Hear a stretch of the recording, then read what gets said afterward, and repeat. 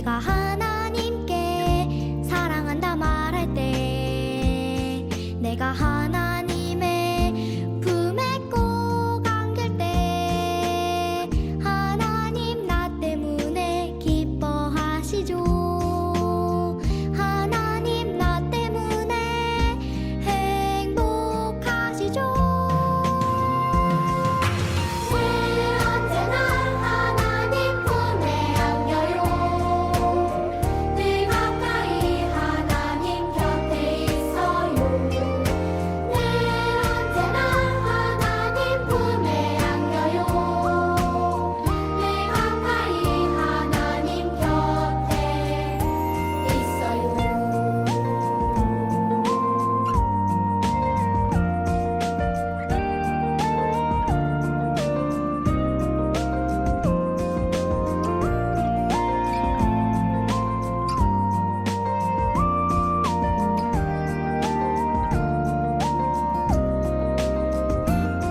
내가 하나님의 이름을 부를 때, 내가 하나님께 사랑한다 말할 때, 내가 하나님의 품에 꼭 안길 때, 하나님 나 때문에 기뻐하시죠. 하나님 나 때문에 행복하시죠. 늘 언제나 하나님 품에 안겨요. 늘 가까이 하나님 곁에 있어요. 늘 언제나 하나님 품에 안겨요. 늘 가까이 하나님 곁에 있어요.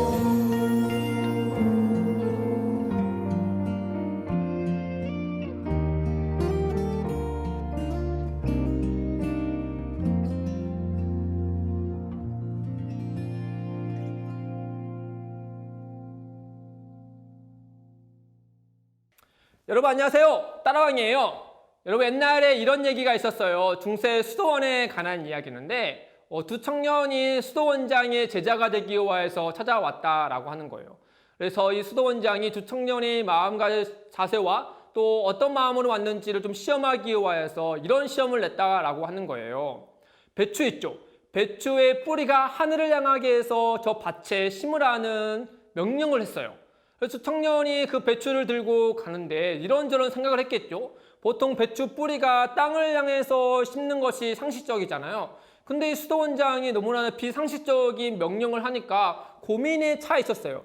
그런데 한 청년은 수도원장이 말한 대로 뿌리가 하늘을 향하여서 심었고, 다른 청년은 생각하기로는 이거는 뭔가 이상이 있다. 아무리 상식적으로 생각하더라도 이 배추 뿌리가 하늘을 향하여서 심는 것은 말이 되지 않는다 라고 하면서 반대로 뿌리가 땅을 향하여서 심었다라고 하는 거예요. 그래서 두 청년이 이제 수도원장이 오기만을 기다렸다는 거죠. 수도원장이 와서 봤는데 뚜기 보니까 하나는 하늘을 향하여서 뿌리가 있고 다른 하나는 땅을 향하여서 뿌리가 있는 걸 보고, 땅을 향하여서 심었던 그 청년에게 이와 같이 얘기했다는 거죠.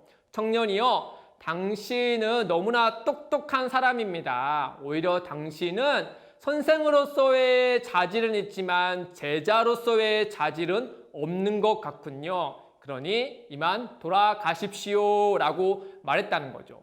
수도원장이 바라는 거는 그 상식적인 일을 지혜롭게 행하는 것이 아니라 자기의 말을 따를 준비가 되어 있는 그런 제자의 참된 기본 자세가 있는지 없는지를 살펴보고 위해서 그들에게 이와 같이 얘기했던 거예요. 수도원장이 그 배추가 뿌리가 땅에 심어진다는 사실, 그 상식적인 거를 몰랐을까요? 알았음에도 불구하고 그와 같은 명령한 거는 그와 같은 마음을 보기 위함이었다라고 하는 거죠. 여러분, 오늘 등장하는 하나님과 사울의 관계도 비슷한 일이 있었어요. 어느 날에요, 하나님이 사울 왕에게 아말렉 족속을 다 진멸하라, 그들을 다 전멸해라 라고 명령을 했다라고 하는 거예요. 왜냐하면 과거에 이스라엘 백성들이 출애굽할 때 광야에 있었을 때 아말렉 족속이 그 이스라엘 족속에게 굉장히 비겁하고 또 야비하게 공격하여서 하나님을 대적하는 일을 벌였거든요. 하나님은 그때 그들에게 진멸하고 그들을 멸하였지만은 이후에 그들에게 그 족속을 완전히 멸하시겠다. 그들이 하나님 앞에 너무나 악한 짓을 했기 때문에 그와 같은 일을 하시겠다라고 선포하셨어요.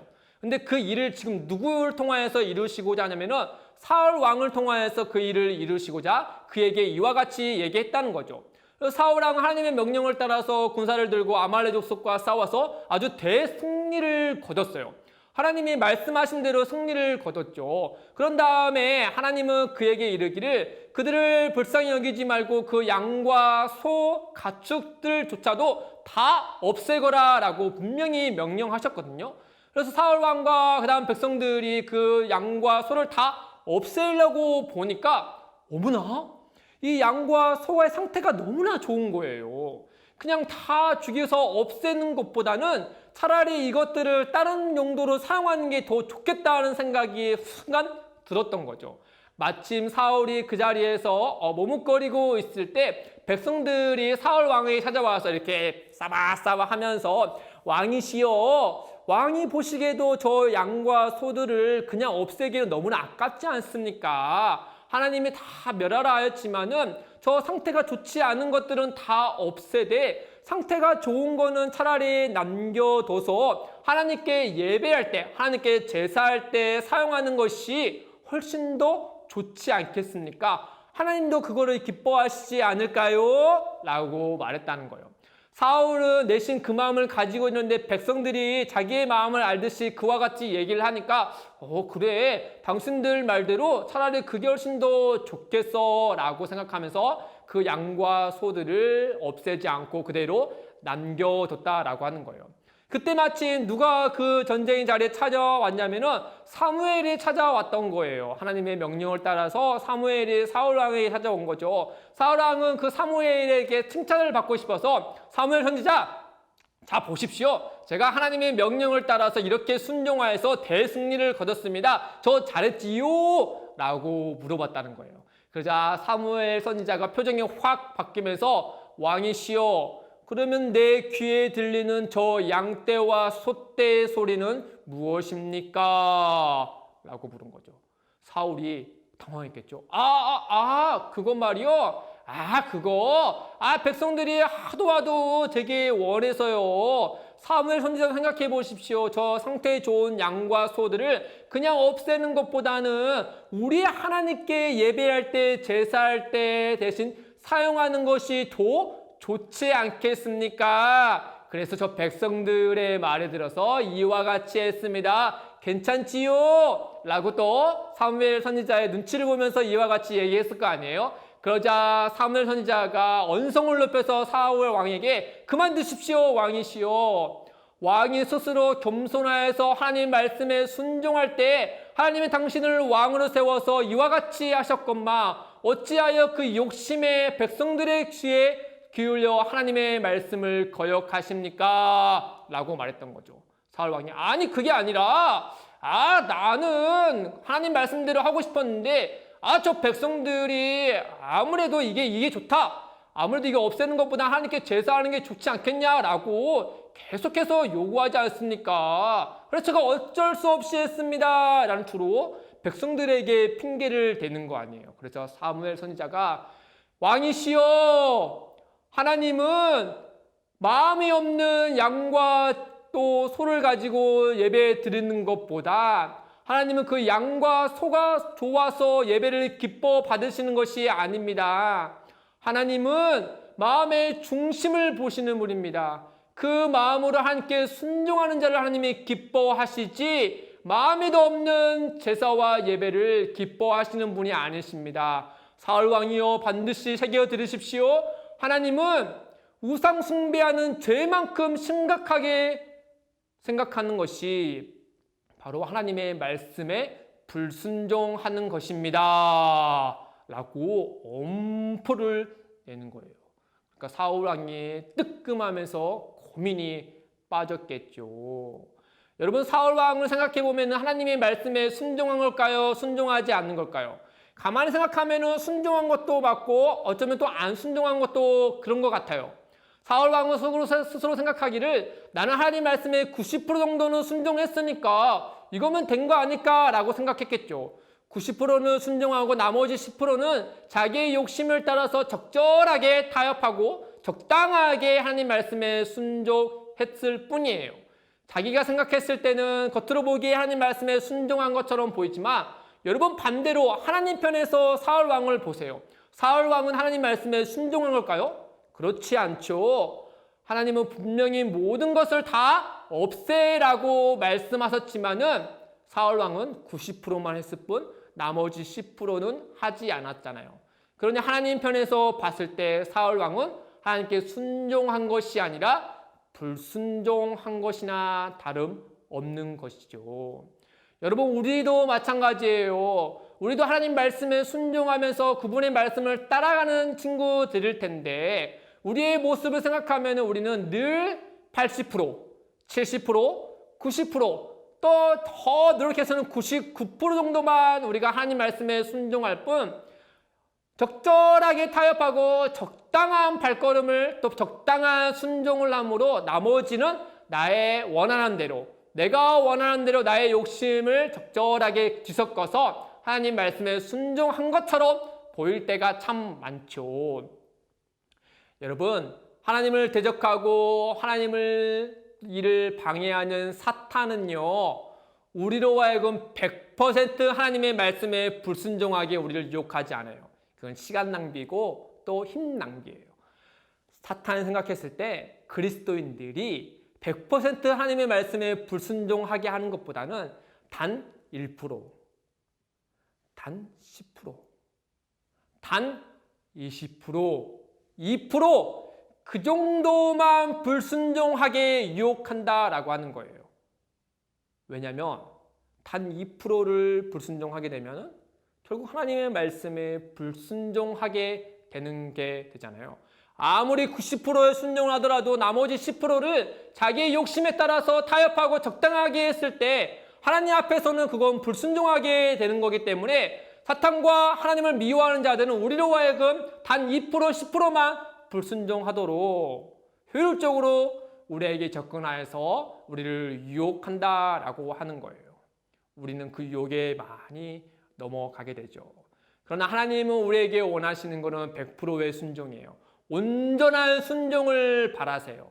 그런데 생각해보면은 우리는 어떻게 하나님 말씀에 100% 순종할 수 있을까? 생각해보면 우리는 상황과 현실 속에서 연약한 존재이기 때문에 완전한 기준 아래서 하나님 말씀에 순종하기라는 거의 불가능에 가까운 일일 거예요. 그렇게 생각할 수 있잖아요. 그런데 여러분 참으로 감사하게도 하나님은요 그 사울 왕에게 또 우리에게 뭐라고 말씀하시냐면요 하나님은 눈에 보이는 그 행위의 열매들이 아니라 우리의 마음의 중심을 보시는 분이다 라고 하는 거예요.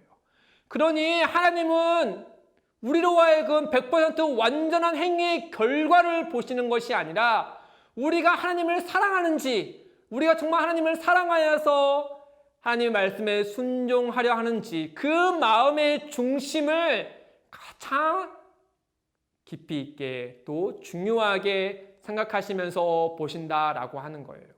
사랑하는 친구들 다시 한번 생각해 보세요. 하나님이 우리에게 명령하실 때 하나님은 하나님의 아버지로서 우리의 아버지로서 우리에게 명령하시죠. 그 명령하시는 하나님은 우리의 아버지이시기 때문에 그 말씀에 순종하는 것을 우리로 하여금 원하시지 우리를 넘어뜨리려고 하시지는 않을 거 아니에요. 그러니 명령하신 하나님이 그 말씀을 따라서 순종할 수 있도록 우리를 돕는 분도 하나님이시라는 거예요. 그러니 우리는 딱 두 가지만 생각하면 돼요. 하나님 말씀에 순종할 때 첫 번째는 하나님을 사랑하는 마음으로 그 순종이 시작되어야 된다는 거고 두 번째는 그 말씀을 온전히 순종할 수 있도록 성령 하나님의 도우심을 받는 거예요. 하나님은 우리의 연약함을 아시고 성령 하나님의 도우심을 따라서 하나님이 기뻐하시는 순종의 열매를 맺게 하시고 하나님은 그것으로 인하여 기뻐하실 뿐만 아니라 그 순종한 우리들에게도 그 순종의 열매를 함께 취하여 기뻐하고 즐거워하고 행복하게 하시기를 원하신다는 거예요. 그 하나님의 원하시는 마음, 바라시는 마음을 우리 친구들이 꼭 기억하여서 오늘 하루도 또 한 주 동안 하나님을 사랑하는 마음으로 하나님 말씀에 순종하여 귀한 열매를 맺는 사랑하는 우리 초등부 친구들 되기를 주님의 이름으로 축복합니다. 우리 하나님 사랑하고 그의 말씀을 따릅시다. 화이팅!